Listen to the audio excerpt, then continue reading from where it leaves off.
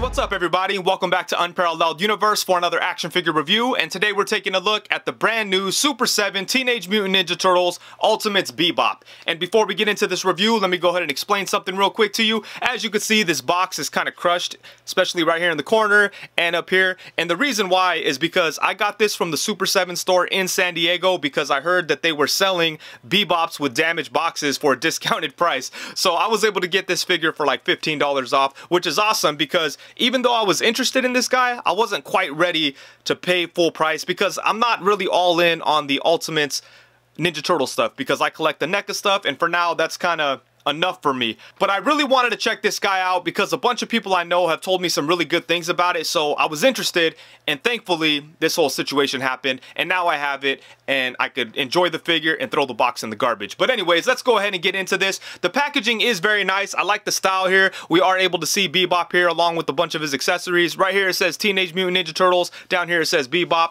On the side of the box we get this really cool looking brick artwork, which is awesome.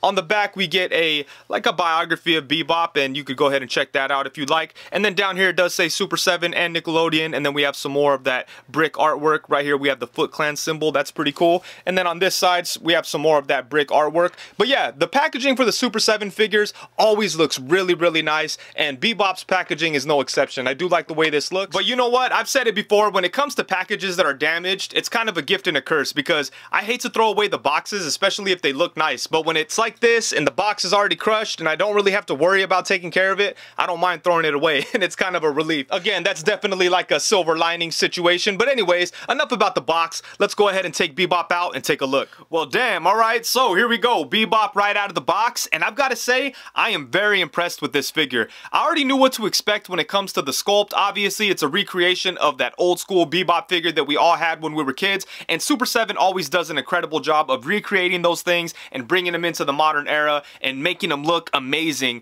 with all the sculpted details. And they did some great work on this guy.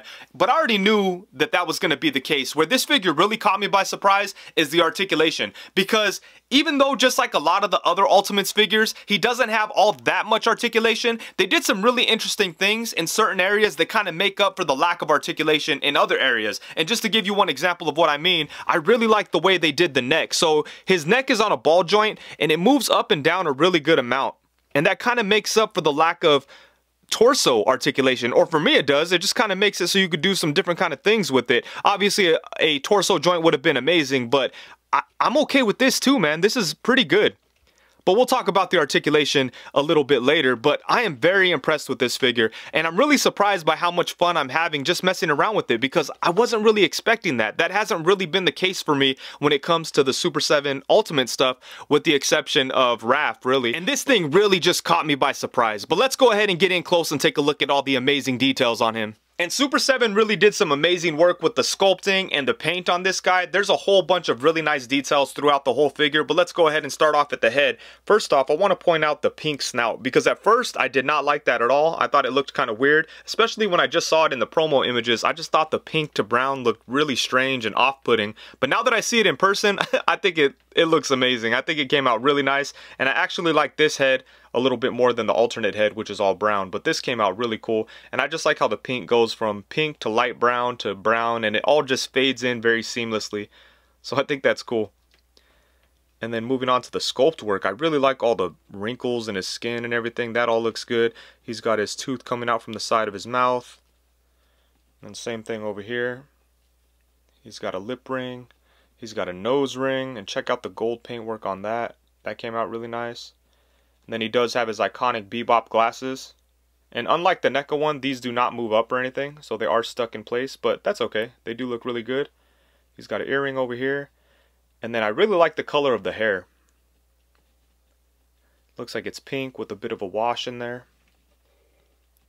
So that looks good, and it's very nicely sculpted. But yeah, this is a really good looking head sculpt. And yeah, that pink is just so weird. But I think it's so cool.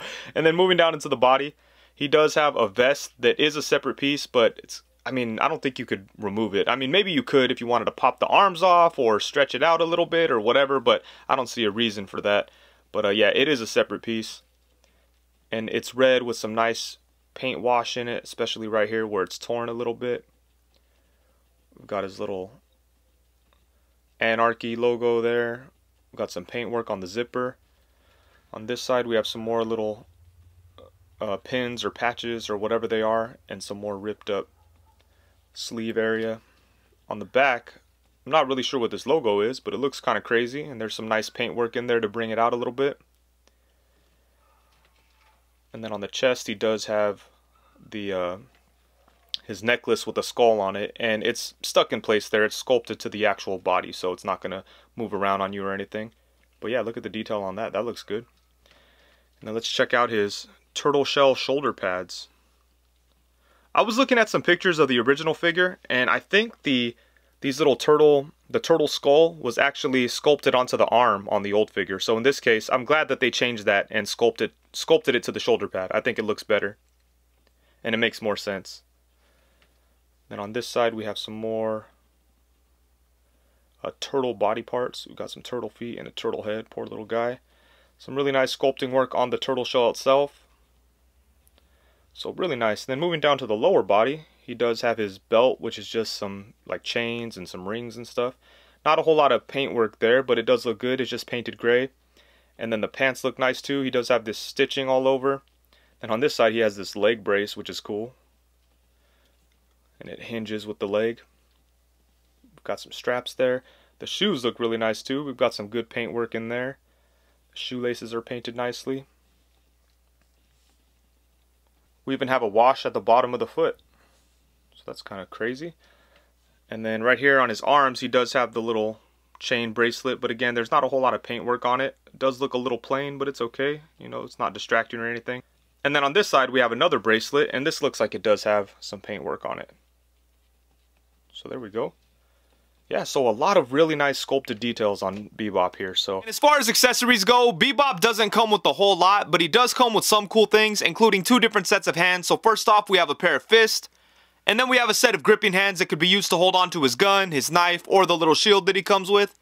And then he also comes with 2 different heads, and they are identical in terms of sculpt, but the paintwork is very different on them. The first one has more of a pink face, which I think is really cool looking, and the alternate head is pretty much just the same head but with brown skin instead of the pink skin. And I don't know if there's a reason why they did this, if there was like some kind of running change back in the day, or if they were just trying to give us some options. Either way, I think that's pretty cool. But knowing Super 7, they did this because like maybe the original Bebop had a pink face, and then when they reissued it, it had a brown face, or maybe some copies had brown, some had pink. I imagine there's some kind of like little fun fact behind the reason why they did this. If anybody knows, let me know in the comments. But anyways, I think both of these heads are cool, but I like the one with the pink face a little bit better. And then taking a close look at the weapon, starting off with the gun, this thing does look pretty good. There's not a whole lot of paintwork, but the handle is black and the threads are silver. Then we have some silver bits in there. So I think there's enough paintwork on here, but there's not a whole lot going on the actual gun itself. But I do think that it looks really good. And then next up we have the knife, and the knife kind of matches the color scheme of the gun. So that's nice. We've got the black handle and then the gray bluish kind of color handguard, I think that is. And then the blade itself does have a bit of a metallic look. And then lastly we have the shield, and this thing's cool. Got a little bit of paintwork on it, but it's really hard to get him to grip onto this because the shape of his hand. I had to heat up the hand in order to get him to hold this. But I do think that it looks good, so there we go. And just like the OG Turtles, he does come with this weapon rack that does have all the same weapons that he comes with, but they are unpainted and they are attached to this little thing here. And this is cool. This is a nice little throwback. Obviously, you can pop these out if you want, but there's really no reason to. But I think this is a fun little inclusion. I remember the Bebop figure being that much bigger than the Raphael figure back in the day, but I don't even care if it's not accurate. I like a big, monstrous Bebop. He definitely looks like he would be some trouble for the Turtles, so I think that's dope. And then next up, we have Bebop alongside the SH Figuarts Donatello and the NECA animated Turtles Michelangelo. And once again, he's massive next to them, so you could make that work if you want. And next up, we have Bebop alongside a movie Foot Soldier and the movie Leonardo. Here we have Bebop alongside the NECA Bebop and the NECA Rocksteady. And man, I like these figures a lot. I don't know which one I like more, and I didn't think that the Super 7 one was going to come close to the NECA one because I love that figure so much. Luckily, I could justify having both of these because they represent different things in the turtle world. But as far as which one I'm having more fun with, I think I might give it to Super 7. And then here we have Bebop alongside the movie Tokka and Rahzar. And then next up, we have Bebop alongside a NECA Triceraton Infantryman and a NECA General Trag. Here we have him alongside a NECA Animated Foot Soldier and the NECA Animated Shredder.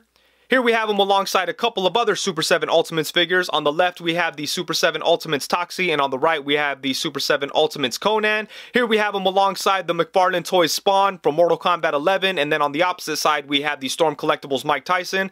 And just for fun, we have him alongside the NECA King Kong and the Mezco King Kong. And last but not least, we have him alongside the Marvel Legends Bucky Cap and Marvel Legends Pizza Spider-Man. And as far as articulation goes, yes, Bebop is quite limited, but I can't say that I'm surprised. Obviously, it's a Super 7 Ultimates figure, and articulation is not really a priority for them. They're more just about recreating these. Sometimes articulation kind of gets left behind. But in this case, even though he does have limitations, I'm pretty impressed with what I'm able to do with Bebop. He could get into some pretty good poses. But let's go ahead and get into it, starting off with the head and the neck. So this is my favorite point of articulation on this figure. His head and neck are one piece, and it's on a ball joint. So this can go up to about right there, which is awesome. That's a really good amount.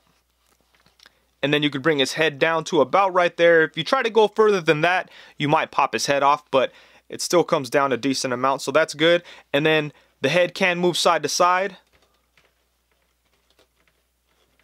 And then it could swivel on the ball joint. And the thing I really love about this head and neck setup for Bebop is that it kind of makes up for the lack of any kind of torso articulation. Obviously, I would have preferred a torso articulation, maybe like a ball joint at the waist, kind of like a Mythic Legions figure or something like that. But as it is, right now, you could kind of create the illusion of him crunching forward if you crunch him down at the hips and then bring his head up and just kind of pose him like that. It kind of looks like he's crunching down a little bit. I mean, it's convincing enough, but, you know, it kind of looks like he's crunching forward, or it kind of looks as if he has some kind of torso articulation. So, I mean, that's dope. That's a pretty dope way to do it.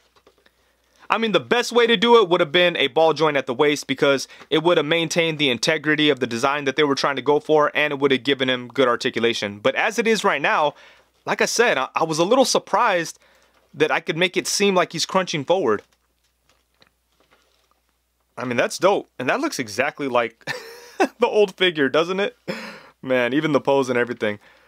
But that's good stuff. And then moving on from the head and the neck, he does have a swivel at the waist. And then for the arms, they are a little hindered because of the turtle shell shoulder pads that he has. But even with those there, you could still get his arms to go up to about right there, which is nice. He doesn't have any upper bicep swivel, but the arms do come out to the side to about right there. So that's not bad at all. And then he does have single jointed elbows. They get just about 90, as you could see. It's maybe a little less than 90, but that's not too bad. And then at the hand, he has a swivel at the wrist and a hinge at the wrist. It's a little tight on the hinge there, but there we go. And then for the legs, I will say that his hips are a little loose because of the upper body being so heavy. So he does kind of go forward a little bit if you're too rough with them. But it's not like he's flopping around or anything, so it's not a big deal. But for the legs, they do come out to the side to about right there, which is pretty crazy. And then you could kick his leg forward. Damn, a really good amount. Could bring it back to about right there. And then he does have an upper thigh swivel. I really like the way Super 7 does their upper thigh swivel, because you can't see any cut or anything like that, but you still get full range.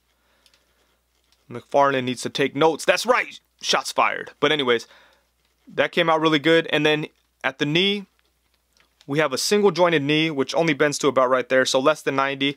And it also has a swivel. And then at the lower leg, just beneath the pants, whoa, we have a lower leg swivel.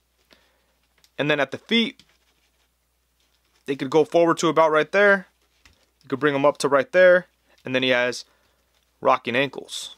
So there we go, pretty good. And then on this side, because he has the leg brace, you can't really get the swivel out of the knee, but you know, you have the swivel at the hip and at the lower leg, so it doesn't really you know, mess with the articulation or anything of the leg. You just kind of lose the swivel at the knee. But yeah, like I said, even though he does have limitations, articulation is pretty good on this guy, and I'm pretty surprised by how much fun I'm having just posing him around, and I'm also impressed by the type of poses that I could get him into. So I'm pretty happy with the articulation, all things considered.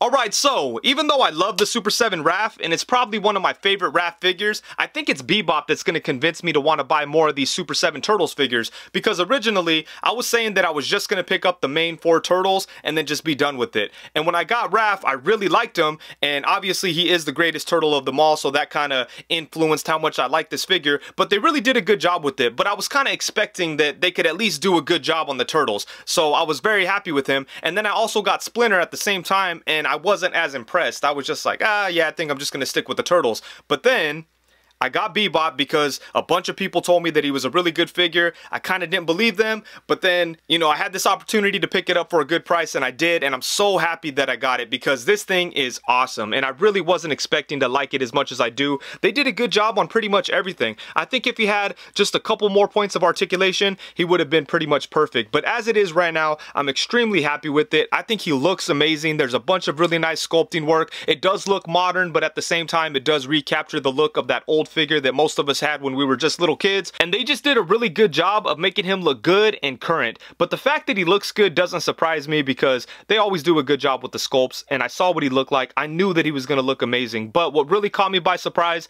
is how much fun I'm having playing with him. Even with the limited posability and missing some articulation points, he's still fun to handle, and I can still get him into some cool poses. And I really do wish that he had a proper torso joint, but I do like the way they did the neck, and they just kind of made it work for me. And I think maybe some like additional arm articulation, like butterfly joints, would have been awesome. I think just butterfly joints and a torso, some kind of torso joint, whether it was a mid-torso joint or a ball joint at the waist, and this figure would have been pretty much perfect. But as it is right now, I'm extremely happy with it. I'm glad that I bit the bullet and picked him up, and I do look forward to getting some more Ninja Turtle figures from Super 7. I'm looking forward to Rocksteady and Muckman, especially because they're big and crazy, and I think those things are going to be a lot of fun. But now at this point, I also have my eye on Casey Jones and Mondo Gecko, and obviously the rest of the Turtles. So before you know it, I'm going to have a full shelf of Super 7 Turtle figures. Some of them I'm just not really into. Like, I don't like Splinter all that much, and I did handle the Shredder figure, and that one felt old to me, and it just wasn't that fun. But this guy is the complete opposite, and they just killed it. So I'm very, very happy to have this figure. And with that, thank you so much for watching. Please be sure to like, comment, subscribe, and all that good stuff. Also, be sure to hit the bell notification so you know every time that I go live. And just in case you're not aware, I do lives twice a week, once on Tuesday, 7 p.m., and once on Friday, 7 p.m., usually with the guests. So come through for that, have a good time, talk some shit, talk some toys, and let's just have some fun. But anyways, thank you so much. Peace.